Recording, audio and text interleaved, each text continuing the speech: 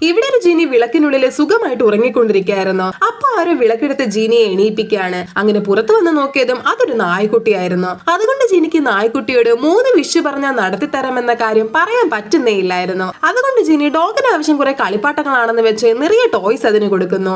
എന്നിട്ടും ഒരു വിഷയം കംപ്ലീറ്റ് ആയേ ഇല്ല. അങ്ങനെ ഫ്രസ്ട്രേറ്റഡ് ആയ ജീനി ഒരു ടോയ് എടുത്ത് ദൂരേക്ക് എറിയാണ്. അപ്പൊ നായ്ക്കുട്ടി അതുപോയി എടുത്തതും ഒരു വിഷ് കംപ്ലീറ്റ് ആകുന്നു. ഇത് കണ്ട് ജീനിക്ക് കാര്യം മനസ്സിലാവുകയാണ്. ഉടനെ ജീനി നായ്ക്കുട്ടിയുടെ കൂടെ കളിക്കാൻ തുടങ്ങി. ആ സമയത്ത് നായ്ക്കുട്ടി ജീനിയുടെ വിളക്കും എടുത്തോണ്ട് ഓടുകയാണ്. അങ്ങനെ ജീനി പാറയുടെ പുറകിലും മറഞ്ഞിരുന്നതും നായ്ക്കുട്ടി തിരികെ ജീനിയുടെ അടുത്തേക്ക് തന്നെ വരുന്നു. അങ്ങനെ രണ്ടാമത്തെ വിഷു നടക്കുന്നു. ശേഷം രാത്രി ജീനി ഉറങ്ങാൻ കിടന്നത് നായ്ക്കുട്ടി പിന്നെയും ലാമ്പും എടുത്തോണ്ട് വന്ന് അതിന്റെ കൂടെ കളിക്കാൻ ആവശ്യപ്പെടാണ്. പക്ഷെ ജീനി ടയേർഡ് ആയതുകൊണ്ട് കളിക്കാൻ കൂട്ടാക്കാതെ ലാമ്പ് ഡോഗിന്റെ അടുത്ത് നിന്ന് പിടിച്ചു വാങ്ങാൻ നോക്കുന്നു. എന്നാൽ നായ്ക്കുട്ടി വിളക്ക് അതിന്റെ സൈഡിലേക്ക് പുള്ളി ചെയ്യാൻ തുടങ്ങി. അങ്ങനെ പുള്ളി ചെയ്ത് ലാമ്പിന്റെ ഹാൻഡിൽ പൊട്ടിപ്പോവാണ്. ഇത് ജീനിക്ക് ഭയങ്കര ദേഷ്യം ഉണ്ടാക്കി. അപ്പോൾ നായ്ക്കുട്ടി പേടിച്ച് ദൂരേക്ക് പോവാണ്. ശേഷം ദേഷ്യം മാറിയതും ജീനിക്ക് വിഷമം വരുന്നു. അങ്ങനെ നായ്ക്കുട്ടി പോയ വഴിയെ ജീനി അതിനെ അന്വേഷിച്ച് ചെന്നതും അതൊരു പടം നോക്കി ഇരിക്കുകയായിരുന്നു. ആ പടത്തിലെ നായ്ക്കുട്ടി അതിന്റെ ഓണറുമായിട്ട് ഇരിക്കുന്നതായിരുന്നു. അങ്ങനെ ഡോഗിനൊരു ഓണറാണ് വേണ്ടുന്നതെന്ന് മനസ്സിലാക്കിയ ജീനി അതിനൊരു ഗോൾഡൻ ബെൽറ്റ് ഗിഫ്റ്റ് ആയിട്ട് കൊടുക്കുന്നു. അങ്ങനെ അവസാനം ഡോഗിന്റെ കൂടെ ജീനി സ്നേഹം പങ്കിടാൻ പോയ നിമിഷത്തില് ജീനി തിരികെ വിളക്കിലേക്ക് തന്നെ വീഴുന്നു.